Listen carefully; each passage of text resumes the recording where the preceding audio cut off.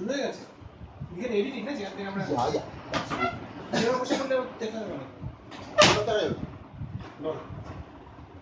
So my question is, do you think that the Bengalis, these days especially, there's a large number of Bengalis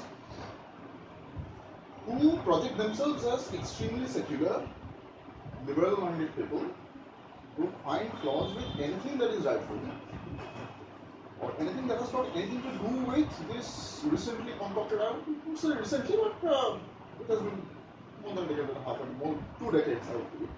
This recently concocted word, Hintutva. So Bengalis, many Bengalis, take a staunch opposition to this.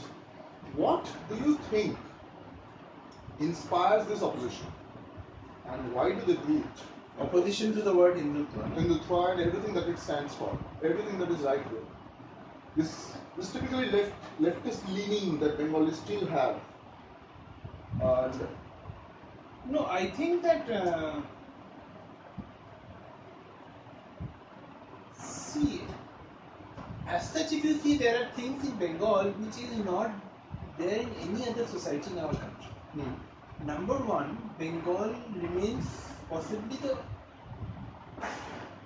few or only state in our country which is devoid of caste and as such communal undertones. I mean, till today or a few years back, if you see in villages or in rural Bengal, this Hindu-Muslim identity was not present. I mean, whether it is a Ajoy Das or a Rahim Aslam, it used to not matter. They were carpenters, weavers, craftsmen. Our festivals also did not have a religious intermission. Durga Puja was not a Hindu festival. True. So I think the Bengali society built itself up on actually what you call as a very utopian or a perfect idea of how a society should be. I mean, so-called political forces, people who stand for Hinduism have done more disfavor to Hinduism by dividing themselves into caste ranks and community ranks. You go to UP, Bihar, Jharkhand, all these places, people can't think how much a Hindu and a Muslim are separate from each other. Castes between Hindus are more separate from each other. So you cannot totally attribute that to it's a flaw in the Bengali culture. Rather, it was a huge strength in our society where people could not take this, that we exist other than the identity that we are human. Maybe it was the seeds of this. See, the only thing is that, the only problem that I see inherent in this particular explanation is that at one point of time when Hindus did not really, Hindus in Bengal that is, did not really much care for their own religious identity or spiritual identity or whatever it is, they did not actually care for it. And they did not need to sort of bandy it about. They did not need to sort of make it into an agenda, or they did not need to highlight it. Today they do. Today they actually have to put their foot down and say, especially in today's context, in which there is a divide, social religious divide between various sections of people, they actually put their foot down. And they claim that they stand for what they used to stand for. They used to, let us say, the time that you were talking about, this particular attitude used to come to the Hindus naturally. Today it does not come to them naturally. Many of them, I'm not talking about Hindus, I'm talking about Bengalis. To the Bengalis, this particular attitude came naturally.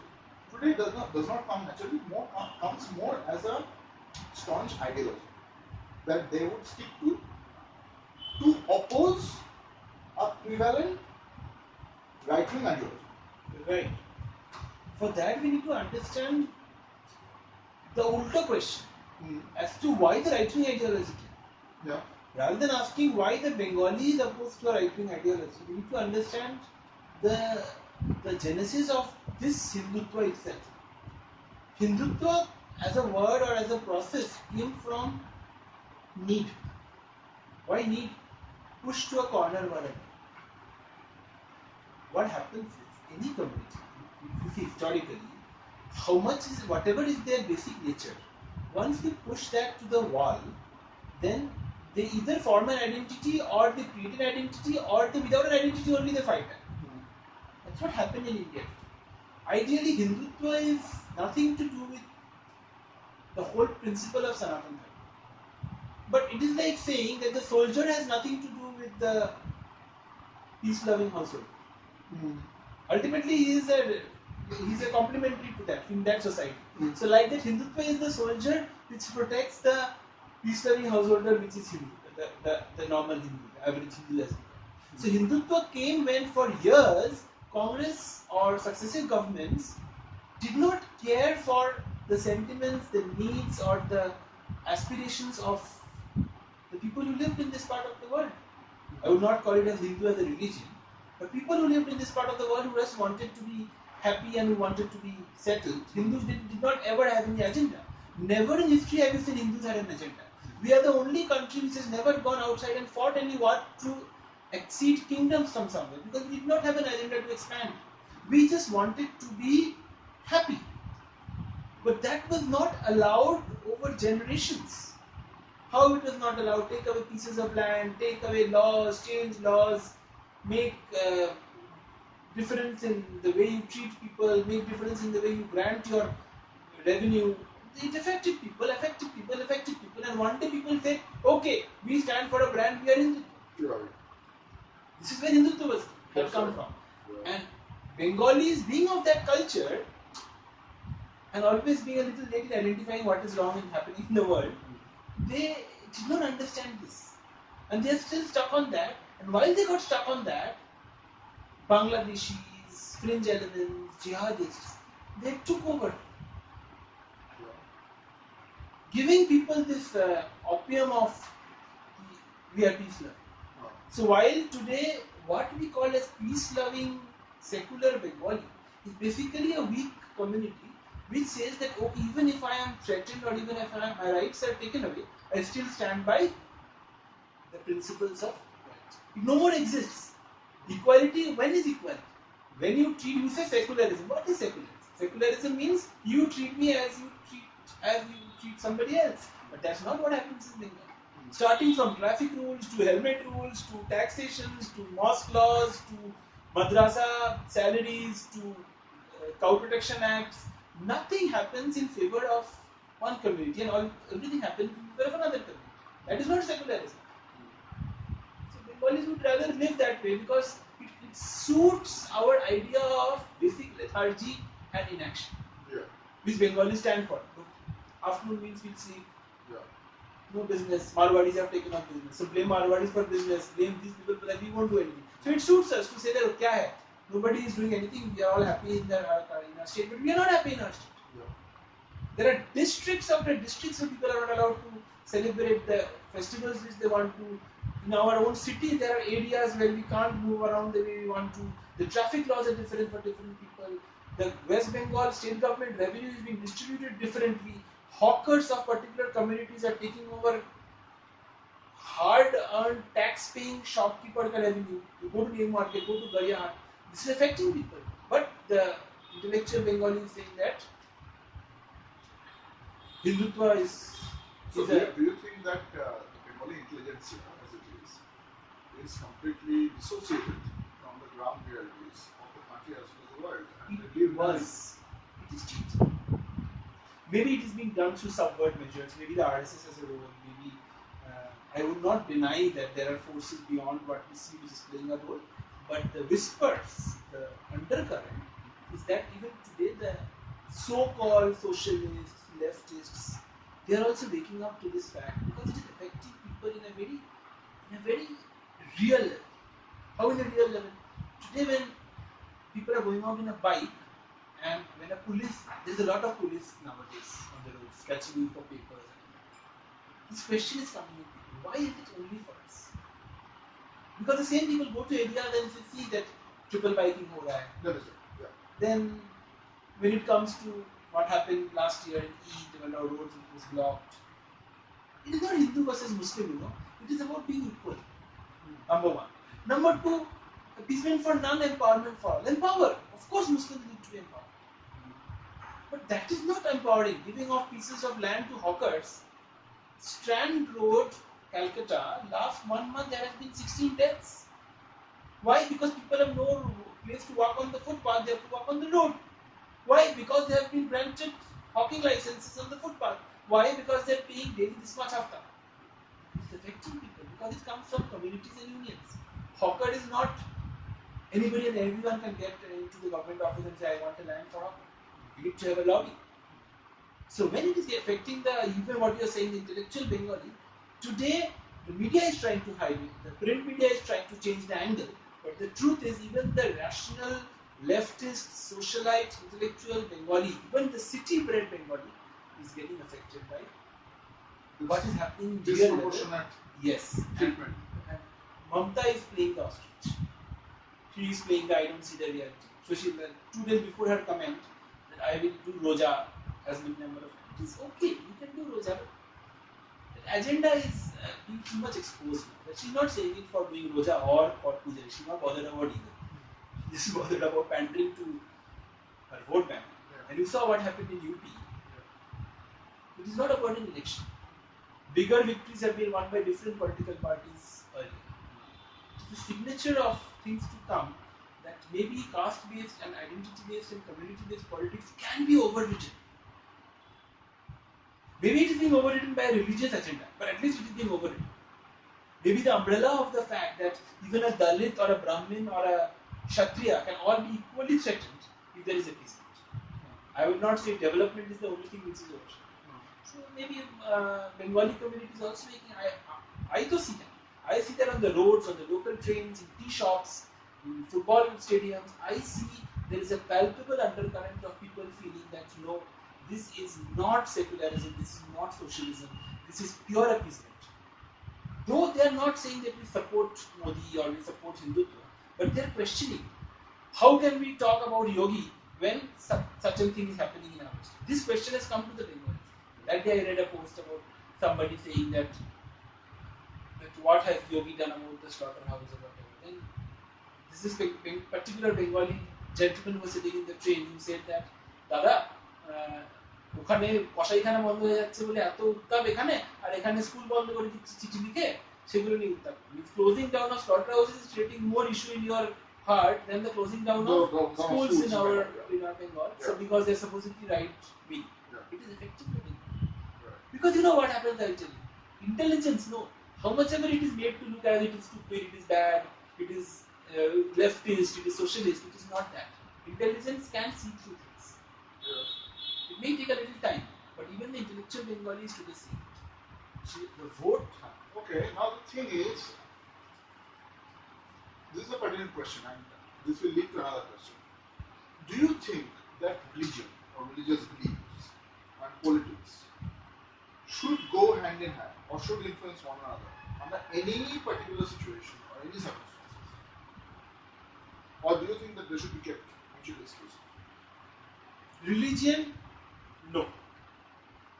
Dharma, yes. See, what is dharma? Sense of justice. So if you are giving a sense of injustice even on the basis of religion, then the politician needs to handle it. See, today I go and tell, as a person in power, I tell I have got 2 servants in my house, and one servant or a maid servant or whoever, I distinguish and I say I will favor one person with more salary or something and the other less. And that is going against the principle of dharma. So I, as the person in power, need to correct it. Similar way, the person in power, if he sees that communities are being disfavored or disregarded because of a religious identity, then how do you solve it? Is the solution to that saying that religion should not be in politics? Right. Then we have to start from the beginning of the game. Who started this game of religion in politics? Absolutely. That's where the second question comes. For example, if there is a religiously motivated politics that perpetuated appeasement and all that sort of stuff that you're talking about, to counter that comes another brand of politics, which is also religiously motivated. So, if one brand of politics and this one brand of combination, politics and religion, which is the brand of appeasement, is countered by a brand of discontent, which also combines politics and religion. If this cycle goes on and on, do you think that by perpetuating and countering a particular fluctuation of politically motivated or religiously motivated political exercise. Do you think this particular cycle will go on and on and on and on? It will not go. I'll tell you why it will not. Because you should not see the process, you should see the intention. The intention, the basic driving force behind whatever is happening in India today, in the name of Modi or Hindutva, is not, the agenda is not to establish Hindu, it is to establish Dharma. Yeah. We just want wrong things made right. Not we, who's we? Everybody. There are people who are saying somewhere that we'll make the whole country Hindu Rashtra. There are people saying somewhere, but there are somewhere. There are people of all communities saying all sorts of things. Media might be giving them a little more space because they come from the Hindu community, but as such, everybody talks like this. But the basic verbatim is that there are things which are wrong and it's time to set that right. If you look into whatever is the agenda of even the present Hindutva government, what are the uniform civil code? Cow protection, Babri Masjid, or what you call as your cow slaughter. You will see all these things. If you go into these issues, all of these things have a history of something has been done wrong in this. It is not an agenda to propagate, to expand, to conquer, or to suppress communities. It is just to dharmically correct the balance. This does not go on. Why does it go on? Because the mind, the place from where these things are coming is very clear. The place from where it is coming is not to subjugate another religion, another person, another community. It is to say that you might have expanded, you must have encroached on my territory a little bit, so we need to draw the line once more. A Hindu essentially can't be that. It is not possible. It has never happened. Tell me one instance where it has happened. If you see the history of any such so-called Hindutva uprising, whether it is Shivaji, whether it is Maharana Pratap, you will see everyone came up to distort Dharma. Even Sikh uprising, not just Hindu, all Oriental religions. The whole Sikh 10 gurus, Buddhism, everybody came to distort Dharma. Nobody came to conquer, take. Unlike the Occidental religions, Christianity or Islam, which had this thing of we want more and more. So, even politically a Hindu force will never do anything which will be subversive to other communities. It is intellectually being read as a cycle. कि तुमने भी ऐसा किया तो हम भी ऐसा करेगा, तुमने बोला मस्जिद तो हम भी बोलेगा मस्जिद, मंदिर मस्जिद की लड़ाई, Ram Rahim is not the same thing. Yeah. It is a wrong concept to say Ram Rahim. Ram only to establish dharma, where Rahim is becoming a little more, maybe a little more loud. I personally believe that we need to really reorient ourselves in terms of thinking. And I think we need to sort of have an honest appraisal of the kind of times and the kind of society that we are living in right now, and not adhere to a European idea of society or a European idea of country which no longer exists, probably has never existed. And unless that reorientation happens, unless we become a bit more sincere about our thoughts, unless we get more, I would say, almost organically sincere with our thoughts, we stand absolutely no chance of surviving this society. We cannot. The world is already just like a wannabes, which we always have to do. I think you're right, but I also think that things have started growing.